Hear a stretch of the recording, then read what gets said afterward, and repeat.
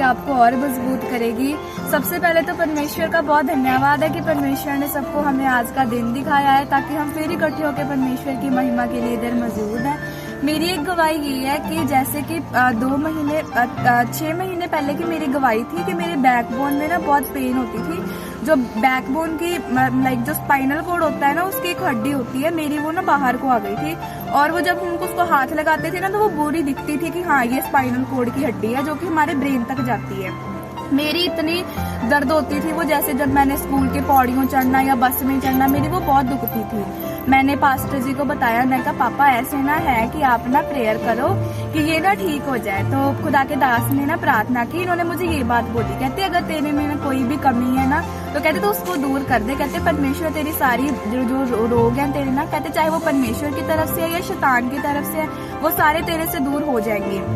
तो पास्टर जी ने मेरे लिए लगातार 1 हफ्ता 2 हफ्ता प्रार्थना की और परमेश्वर ने 2 हफ्ते में ही मेरी वो सारी जो रोग था मेरा वो ठीक हो गया था, दर्द होना बंद हो गया।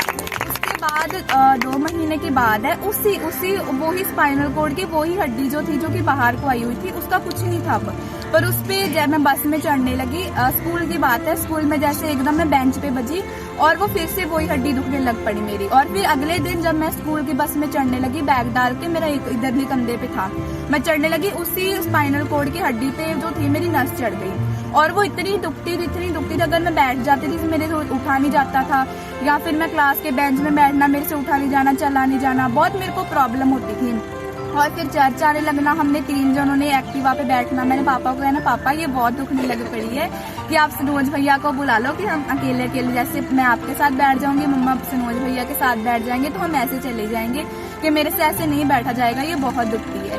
पापा कहते ये तेरी पहले भी थी कि ये अभी भी आ गई है, तो तू अपने पापों से अंगीकार कर, जो भी तेरे में अभी भी कोई गुनाह रह गया है या तेरे से कोई भी जानने अनजाने में गलती गुनाह हुआ है तो तू उसे अंगीकार कर भी। तो अगर मेरे को नहीं बताना चाहती या कोई भी गलती है तो परमेश्वर के आगे तू अपनी रिपेंटेंस कर, ताकि परमेश्वर तेरी वो हर एक गलती को माफ करके तेरे को फिर से चंगाई दे। कहते कई बार ऐसी कोई गलतियां होती हैं जो कि जो ऐसी कोई बीमारियां होती है जो कि परमेश्वर ही हमारी जिंदगी में लेके आता है, ताकि हम उस बीमारियों से आगे अपना नया जीवन शुरू कर पाए, ताकि वो जो एक बीमारी है वो एक बरकत का कारण हमारे लिए बने। और सच में खुदा के दास के शब्दों के अनुसार वो बीमारी मेरे लिए फिर एक बरकत का कारण बनी। और इन्होंने कहा कि मैं ना तेरे लिए 1 हफ्ता प्रार्थना करूंगा और उस 1 हफ्ते में तूने अपने आप में पूरी रिपेंटेंस परमेश्वर के आगे करनी है, अपने हर एक गुनाहों से, जानने अनजानने में या सुनने से तेरे से कोई झूठ बोला गया हो, कि कोई चोरी हुई हो या किसी भी तेरे कोई शब्द से किसी को दुख पहुंचा हो, तो तूने माफी मांगनी है। मैंने कहा मैंने कुछ करा तो नहीं है, अगर आप कहते हो तो मैं कर दूंगी।